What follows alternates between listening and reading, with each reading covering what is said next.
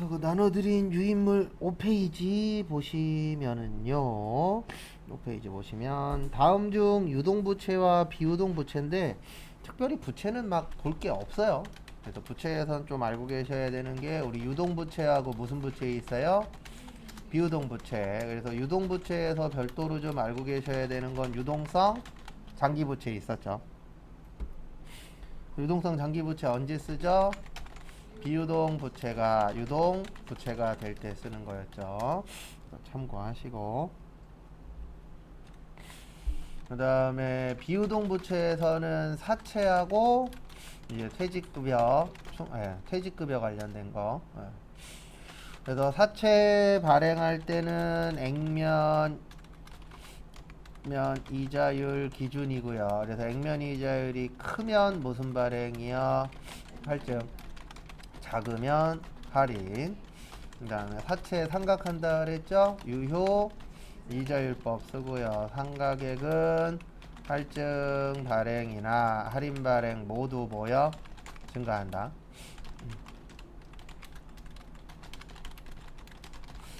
그 다음에 퇴직연금 있었죠. 그래서 확정 급여형은 퇴직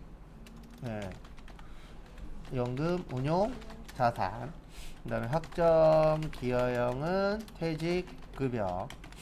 그 다음에 요것도 있었죠. 뭐도 있었냐면은 저거 퇴직급여 충당 부채 있었죠. 그래서 얘는 모자르면 뭐만 쓴다고요? 퇴직급여만.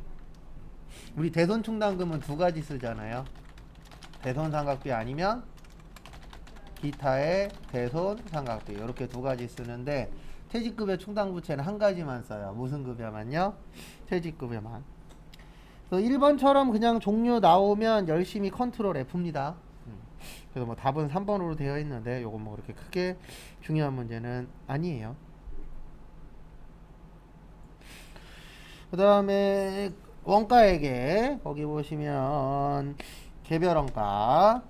그래서 우리 개별 원가 계산은 뭐였죠? 개별 원가 계산은 비싼 거. 그 다음에 종합은요, 싼 거. 밥품종, 소량, 주문, 생산. 그 다음에 소품종, 대량 생산, 작업지시서, 제조지시서, 작업, 원가표, 공정하고 완성품, 환산량. 그 다음에 제조 간접비의 배부가 중요. 누가 중요해요? 기말 제공품. 그래서 거기 보시면 정답은 2번입니다. 개별 원가는 원가 기록 업무가 단순하지 않아요. 복잡합니다. 왜냐하면 몇 개씩 계산하니까요. 하나씩.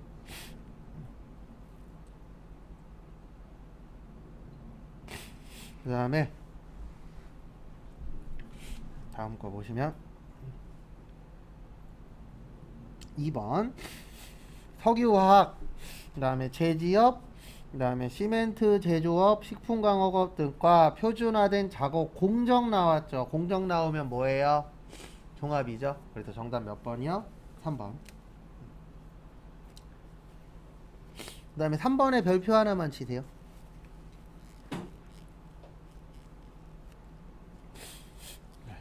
그래서 거기 보시면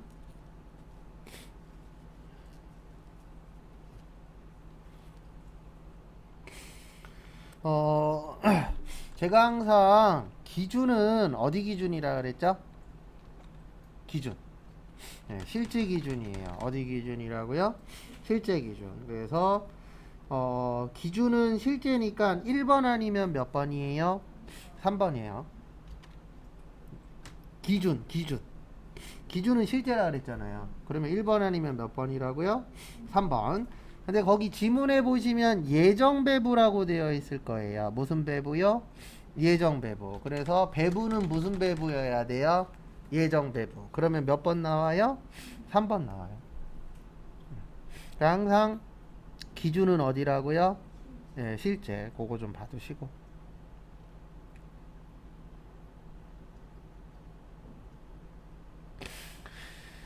그 그 다음에 또 다음 거 보도록 하겠습니다.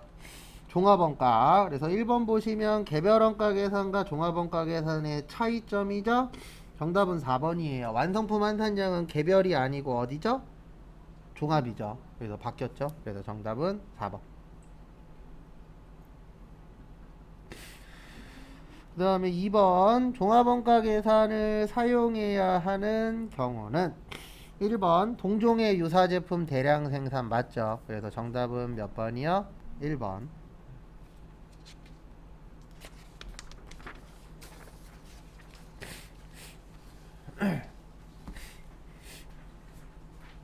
그 다음에 보조부문비. 우리 보조부문 배부 방법에 몇 가지 있어요?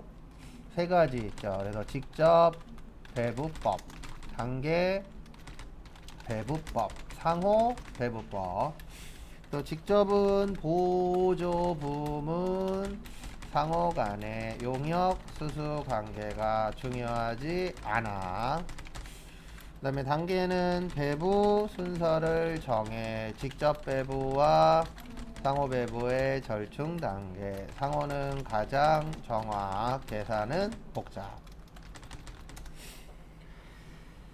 그래서 거기 보시면 1번 보조부문비를 제조부문에 배분하는 방법 중 보조부문 상호 간의 용역수수 관계가 뭐 할 때요? 중요하지 않을 때. 그래서 중요하지 않으니까 무슨 배부법이요? 직접 배부법. 그 다음에 2번 다음 중 부문비 배부법의 배분법의 설명으로 뭐 한 거요? 틀린 거. 그래서 보시면 단계 배부법은 일부만 고려하는 거 맞습니다.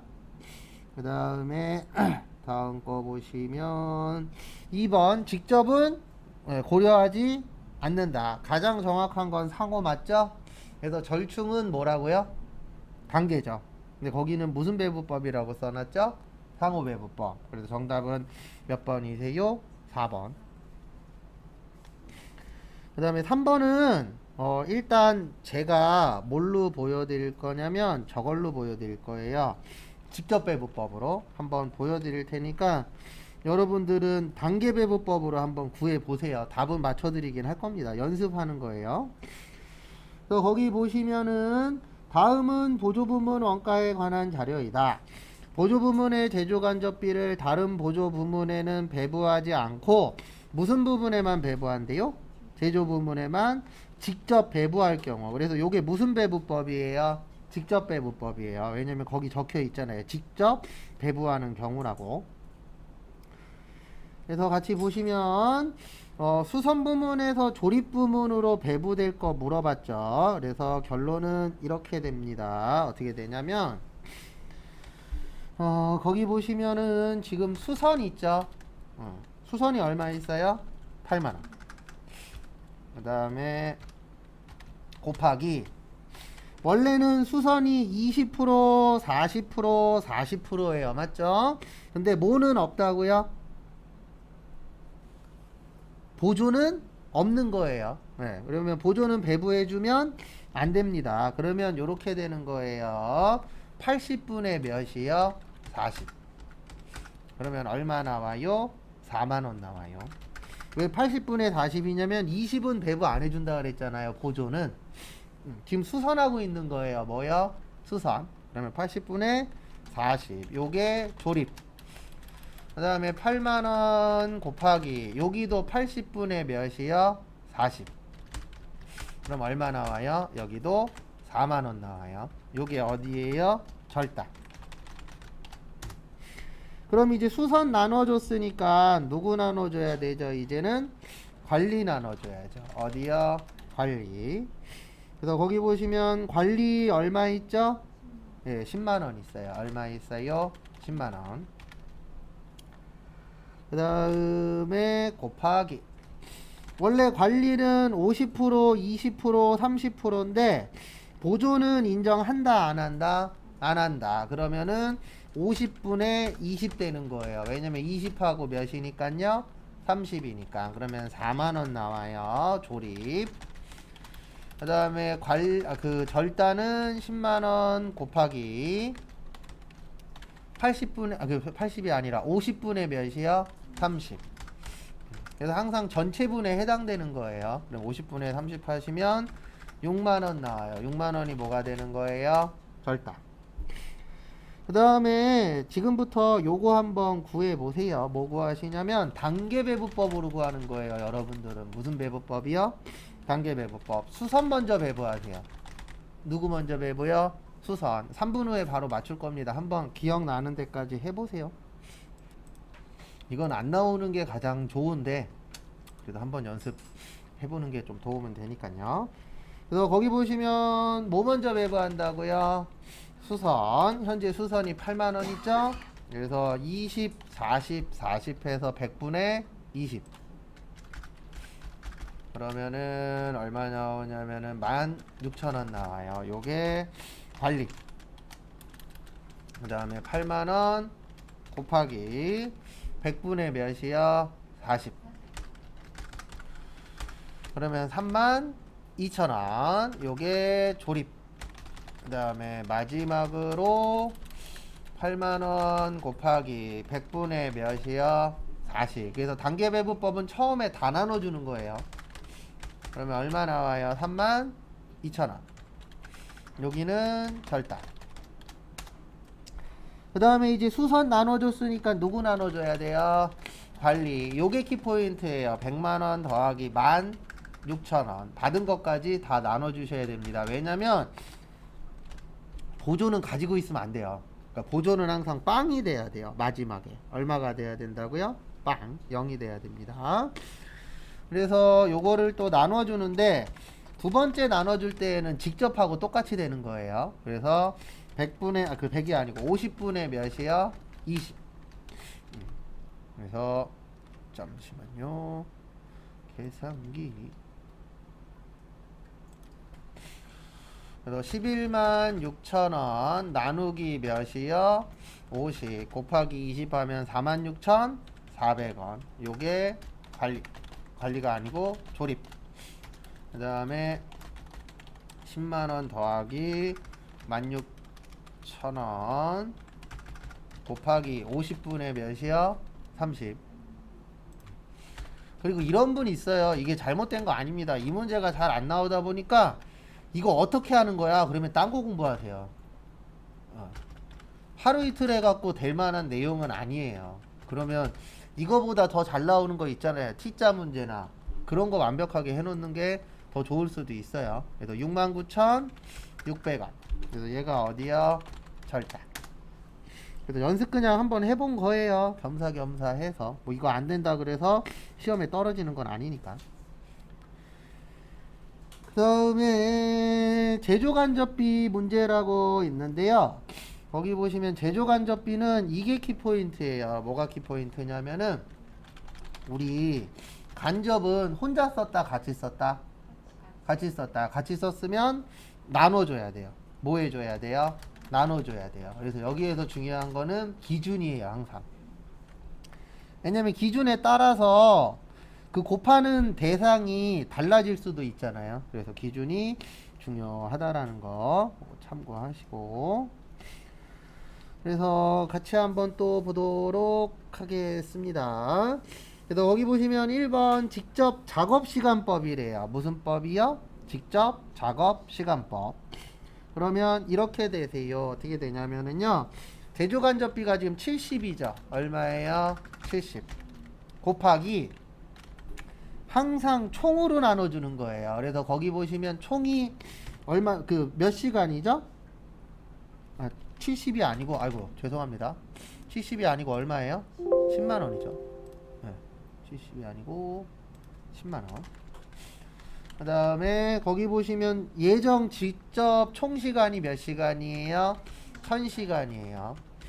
그 다음에 지금 우리가 구해주려고 하는 게 101이죠. 101은 몇 시간이죠? 500시간. 그래서 항상 기억해 주셔야 되는 게 전체 분에 해당되는 거. 네. 그래서 계산 문제 잘 푸시려면 요거를 이해해야 돼요. 전체 분에 해당. 그러면은 5만원 나와요. 얼마 나와요? 5만원. 그래서 정답 몇 번이요? 3번. 그 다음에 2번 한번 공식 한번 만들어 보세요. 2번에 답은 써 있는데 공식 한번 만들어 보십시오.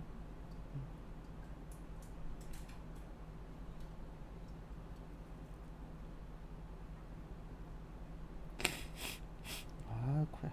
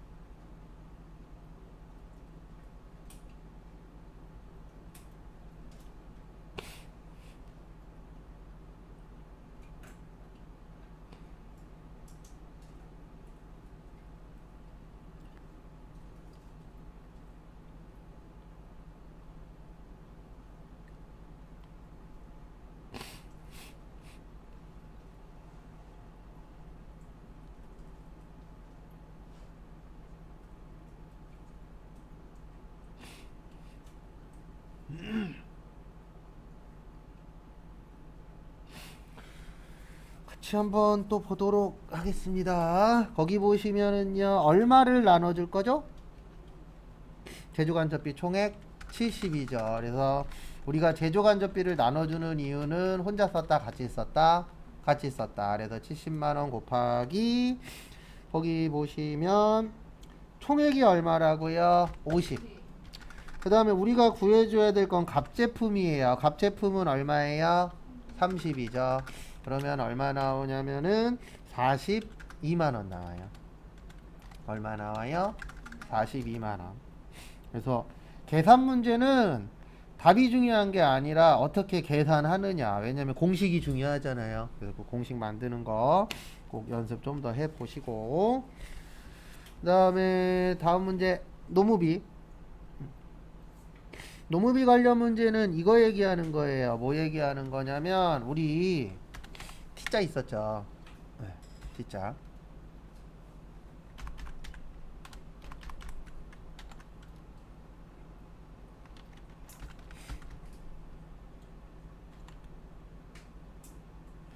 왜 이렇게 느려 컴퓨터가.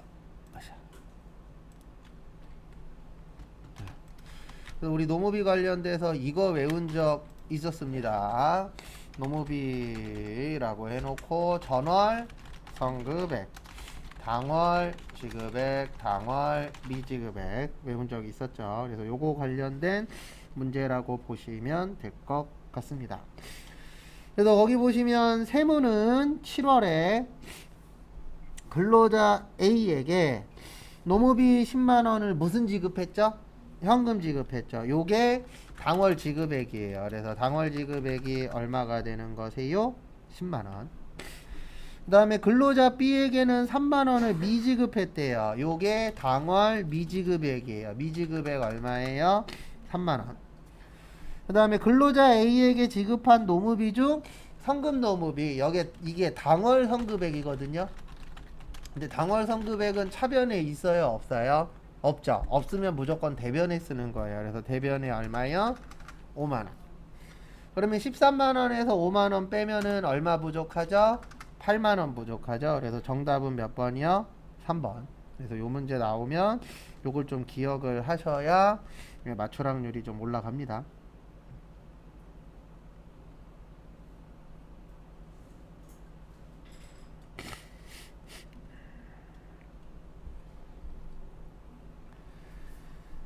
다음에 보시면 단기제조 원가 관련 문제라고 되어 있는데 요거 그냥 T자 문제예요.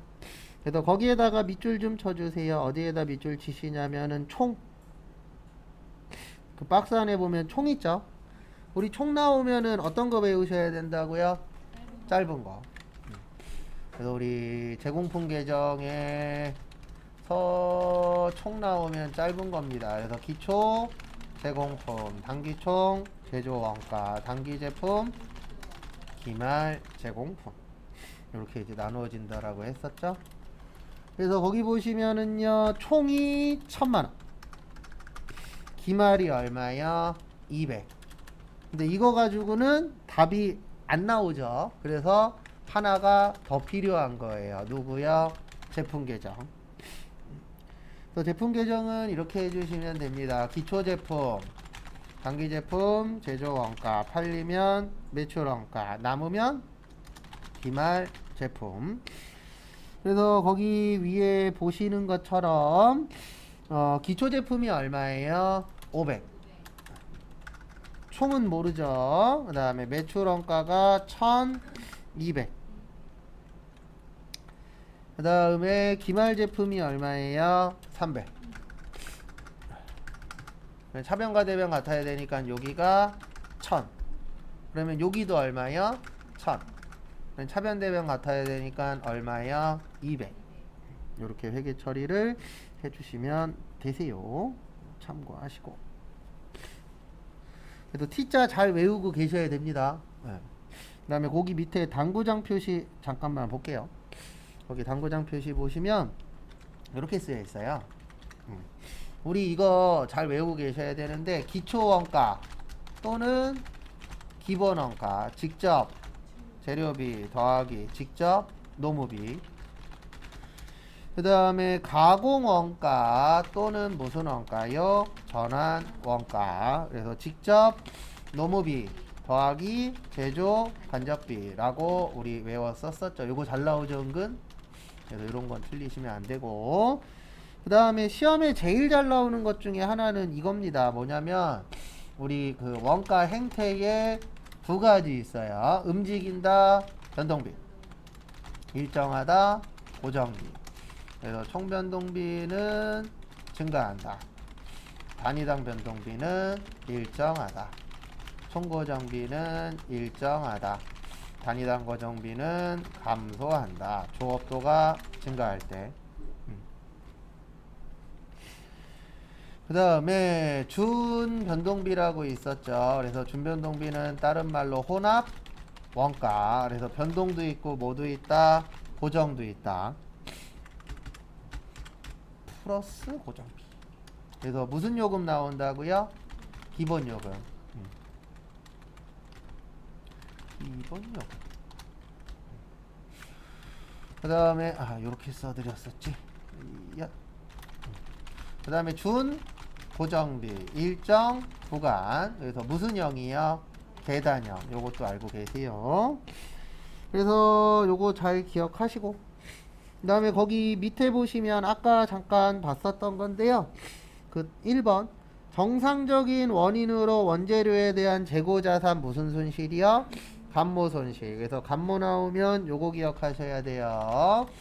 정상적일 때 매출 원가에 가산하고 회계 처리는 안 한다. 그 다음에 비정상적일 때는 영업 외 비용 처리하고 회계 처리 한다. 그리고 특히 이론 개수 안 나오시는 분들은, 이론 개수가 좀 적게 나오시는 분들이 있어요. 그런 분들은 꼭 암기를 다시 정리를 하셔야 돼요. 이게 기억이 잘 안 나는 거는 저도 이해는 하고 인정은 하는데, 제가 이해하고 인정한다 그래서 해결되는 게 아니잖아요. 일단 시험을 봐야 되니까 그거 참고하시고. 그 다음에 보시면은요, 정상적이니까 매출원가에다가 뭐 한다고요? 가산. 그래서 뭐 이거 답이야. 잘만 외우고 계시면 맞출 수 있죠. 그 다음에 밑에 보시면 의사결정이라고 있어요. 그래서 우리가 의사결정에서 가장 많이 본 게 두 가지가 있어요. 하나는 매몰원가. 그래서 매몰원가는 이미 발생한 거. 그래서 언제 거라고요? 네, 과거 거. 그래서 의사결정하는데 관련이 없어. 그래서 우리가 대부분 보면은 특히 돈 관련돼서는 과거보다는 뭐가 중요해요? 미래가 중요해요. 현재랑. 왜냐면 여기에 뭐가 들어올 거냐가 중요하잖아요. 네. 그래서 뭐 지금도 사기치시는 분들이 많긴 하지만 과대 광고로 이런 거 많잖아요. 여기에서 뭐 100m를 가면 여기 있대. 예. 근데 직접 가보면 100m가 아니고 1km야. 왜냐면 걔네가 광고할 때는 직선으로 뽑잖아요. 예. 그런 것들 많았었죠. 그래서 미래가 중요합니다. 그래서 어저께인가 그저께도 뉴스에 또 뭐 하나 나왔더라고요. 예. 서울에서 뭐뭐 지정을 했더니 지정하자마자 5천만 원 올랐대요. 예.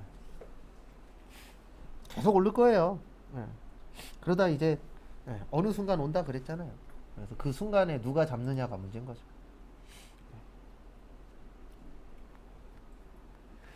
그 다음에 보시면 요것도 종종 나옵니다. 기회비용. 근데 기회원가라고 하는데 기회비용으로 더 많이 나와요. 기회원가라는 말 잘 안 써요. 그래서 기회비용은 이게 기회비용이에요. 우리가 항상 여러가지 선택할 수 있다 없다? 있다. 그래서 여러가지 선택 방법이 있는 경우 선택 후 나머지 중에서 효익이 가장 뭐한 거예요? 큰 것. 우리가 최근에 풀었었던 건 이게 평균이라고 나온 적이 있었고요. 지금 이 문제는 작은 것으로 되어 있어요. 작은 게 아니고 뭐라고요? 네, 큰 거. 그래서 또 같이 한번 보도록 하겠습니다. 그래서 1번 보시면 관련 원가는 특정 의사 결정과 직접적으로 관련이 있는 원가로서 고려 중인 대안들 간의 차이가 있는 미래 원가이다. 맞아요. 그래서 관련이 있다 그래서 무슨 원가라 그래요? 관련 원가라고 표현을 하죠. 그 다음에 두 번째 비관련 원가는 관련이 없죠. 그래서 무슨 원가라 그래요? 비관련 원가. 비자가 아닐 비자잖아요. 그래서 관련성이 없다. 그 다음에 3번 매몰 원가는 언제 거라고요? 옛날 거. 네, 그래서 이미 발생된 거 맞아요. 옛날에 발생한 거니까. 그 다음에 4번 기회비용은 특정 대안을 채택할 때 포기해야 하는 대안이 여러 개일 경우 이들 대안들의 효익 중 가장 뭐한 거라고요? 큰 거예요. 근데 거긴 뭐라고 써놨죠? 가장 작은 거라고 써놨죠. 그래서 정답은 몇 번이 되세요? 4번. 그 다음에 부가가치. 우리 부가가치 관련돼서 좀 보시면은요.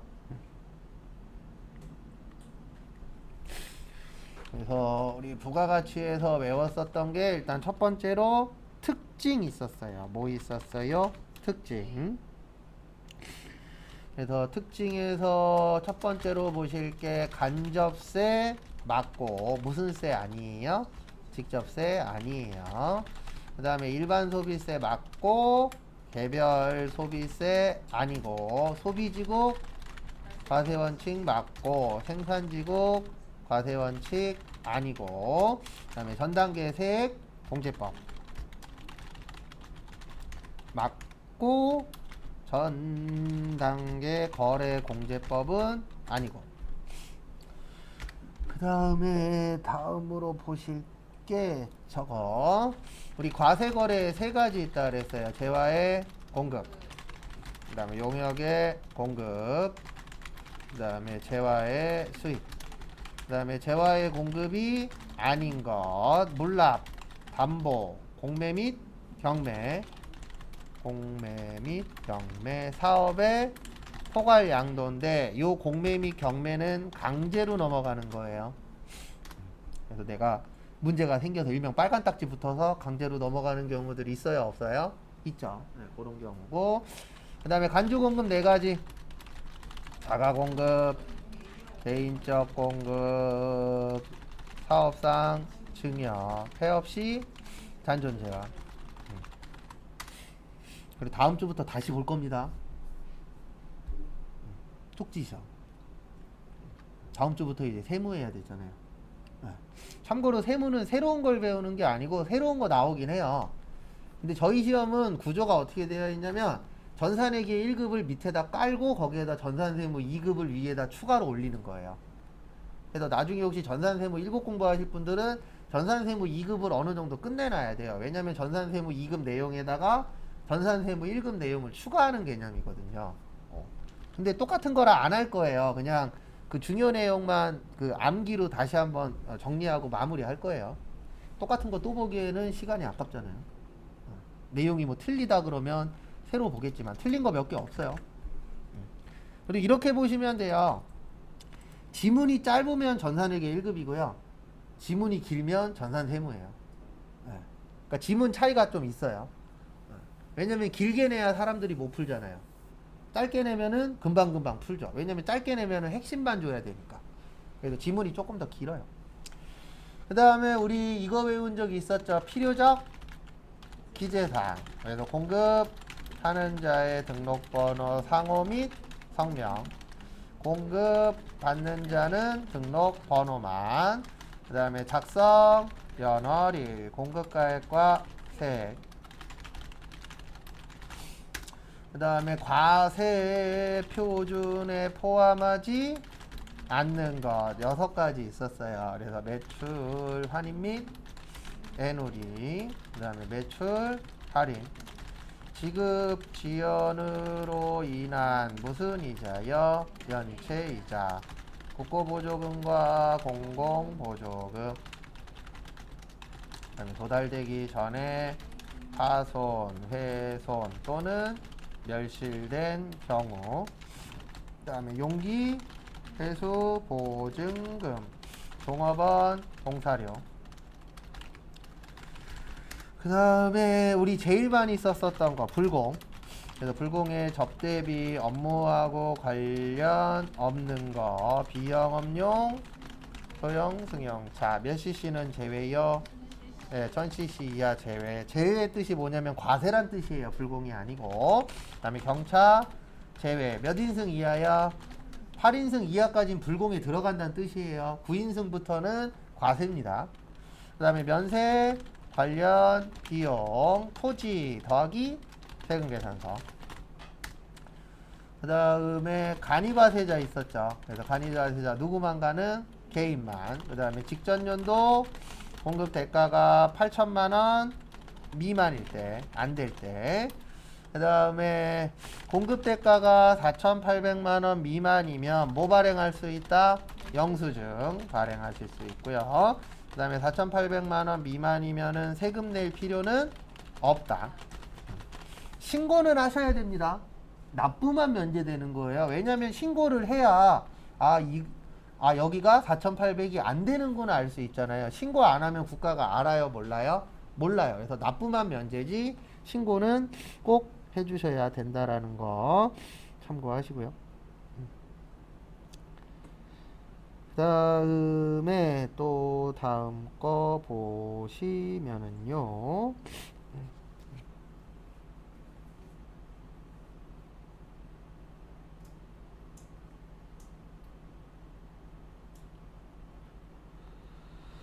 그 다음에 보시면 이거 있었죠. 신용카드 매출세액 공제.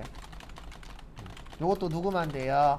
개인만. 그 다음에 몇 프로요? 1.3%. 그 다음에 얼마 한도? 1,000만원. 그 다음에 마지막으로 개인 예정 고지납부라고 있어요. 그래서 개인 사업자는 예정 신고 때 고지서를 낸다. 그래서 개인 예정 고지납부라고 하는데 요것도 개인만 되는 거예요. 그 다음에 직전 확정 신고 금액의 몇 분의 몇이요? 2분의 1. 왜 2분의 1이냐면 개인 사업자는 6개월에 한 번 신고해요. 몇 개월이요? 6개월. 6개월에 반이면 몇 개월이죠?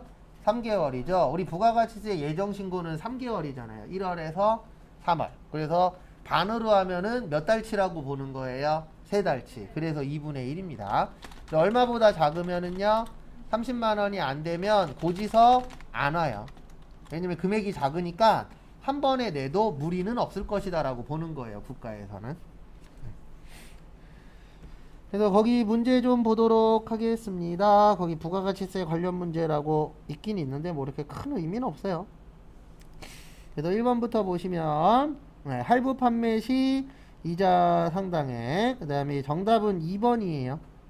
그래서 거기 보시면은요 매출 애누리하고 환입은 빼야 되죠. 그래서 정답은 몇 번이요? 2번.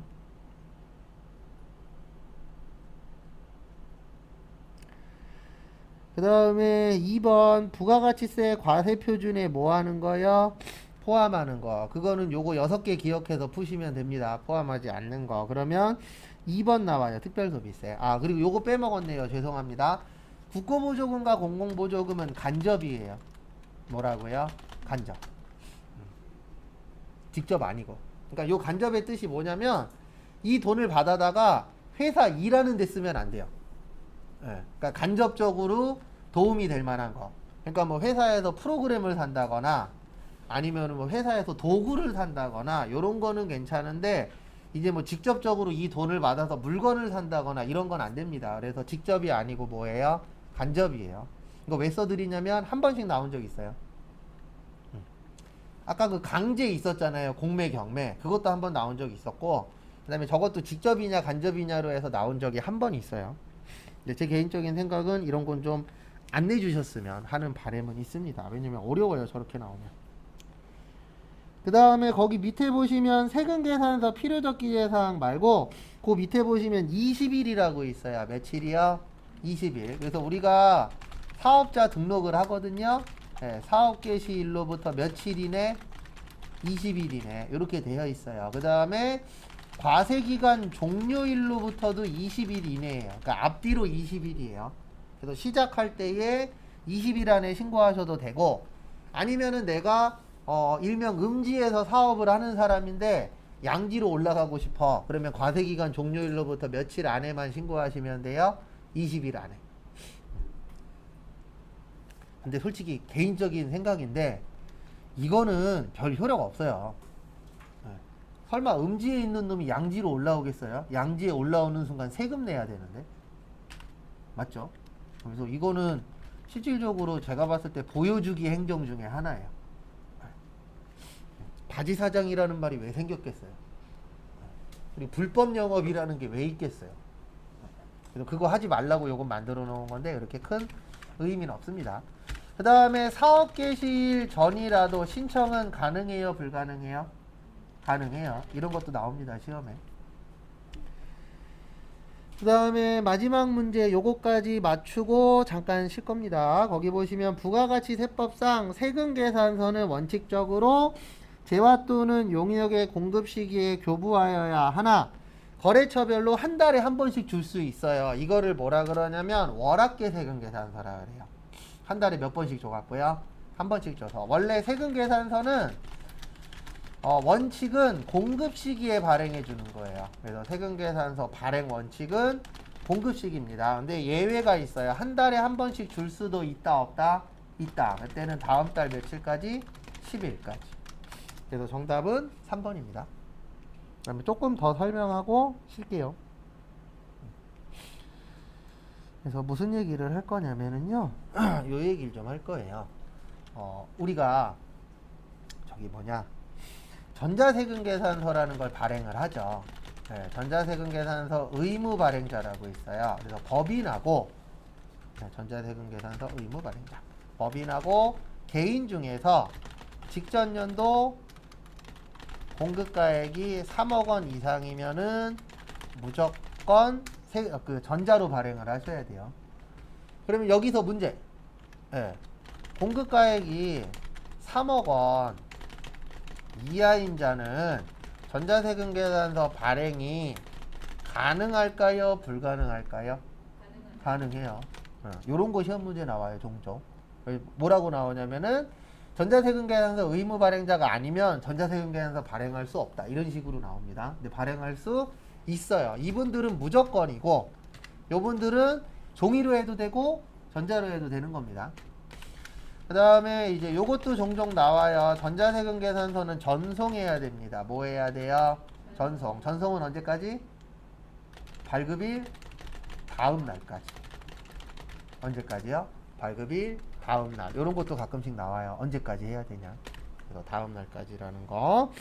그래서 여기까지 봐주시고요. 그 다음에 잠깐 쉬었다가 11시 35분부터는 실기 간단하게 정리 좀 하도록 하겠습니다.